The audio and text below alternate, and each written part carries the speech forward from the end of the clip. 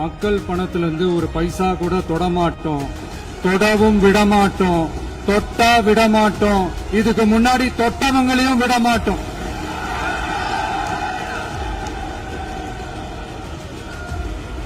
ஒவ்வொரு ஊழலா வெளியில வரும் போல ஒவ்வொரு வேஷமா கலைஞ்சிரும் போல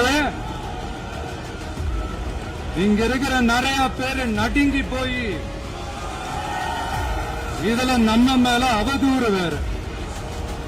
இப்ப புதுசா ஒரு வெப்பன் ஒண்ணு கொண்டு வந்திருக்காங்க. அது என்ன தெரியுமா?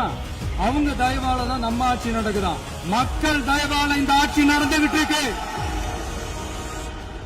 மனசாட்சி உள்ள சக்திகளோட ஆதரவால இந்த ஆட்சி நடந்துகிட்டு இருக்கு. நாங்க தான் அனுப்பி வச்சோம் அப்படின்றாங்களே. அனுப்பி வச்சவங்களுக்கு மினிஸ்ட்ரியில இடம் கொடுத்தா ஏன் கதறீங்க? ஏன் இவ்வளவு கோவம்? ஏன் இவ்வளவு கதறல்? இதுல இன்னொரு முக்கியமான விஷயம், மார்க்சிஸ்ட் கம்யூனிஸ்ட் கட்சி நமக்கு ஆதரவு கொடுத்தது சுயேட்சையா எடுத்த முடிவுன்னு சொல்றாங்க.